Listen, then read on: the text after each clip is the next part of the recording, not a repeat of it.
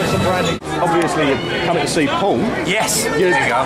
Just walking past. Indeed, you must be a huge sci-fi fan. So, what do you think? I mean, how do you think? I haven't seen it yet, but I'm sure it's going to be brilliant. Yeah. Well, I might. A bit of British sci-fi, obviously, right on my street. I'm really looking forward to it. Spoken very briefly at the Sherlock press junket. For the first series, but obviously season 2's now gearing up, I presume. Yeah. Well, I'm still on at the moment, but yes, it is. Yeah, we're scripted and we're getting ready to shoot in May. Yes. May, brilliant. And how's that going to come? Is that going to sort of clash with Doctor Who at all? I know you're sort of so busy. Yes, but what can I do about that? No, they're both they overlap in a terrible and frightening way. What happens when you're meant to be on both? Does someone take over, or I just cry? No, there isn't. There's no way of doing that. No, I just there's loads of other people as well, but I mean, just do what I can, and I'm surrounded by brilliant people, including my wife, the producer. It's fine. Thank you very much. No, it's terrible. It's fine.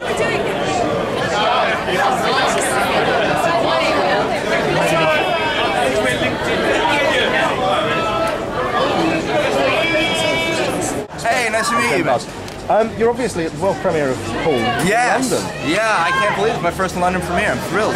First London premiere? Yeah. Nice. Yeah. It's a bit of a surprise going to London rather than LA for the premiere? I think it's appropriate.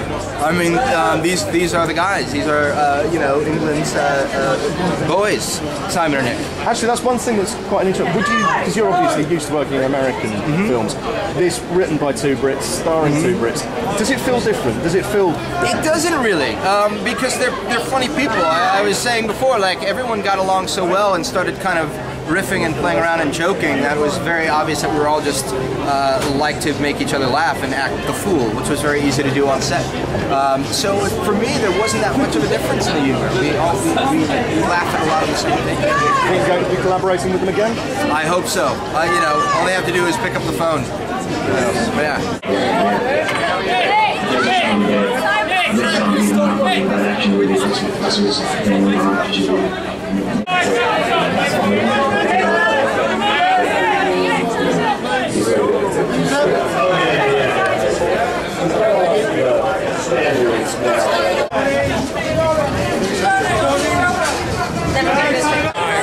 Alright, how are you? Fine, thank you. You wrote the movie, but why did you not want to direct it? With Nick. I'm not a director. I'm not, we wanted someone to direct it. I didn't want this to be my first directing job because I didn't want to risk messing it up.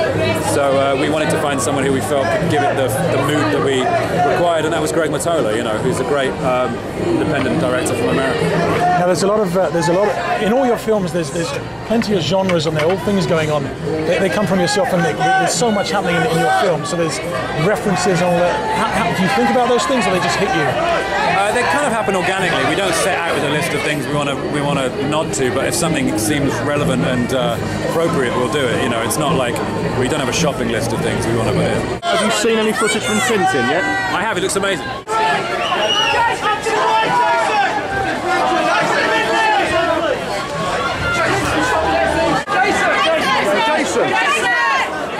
With the performance of Paul, how much of that has come from set and how much came from the animators at the effects house? It was actually really a full-on mix. I mean, he's 95% keyframe animation. He's not, like the motion capture stuff we didn't use that much of. Having said that, they used a lot of his facial reactions and used him as a model for it, because we wanted him to feel like a real character and not just a visual gag that goes on for 90 minutes.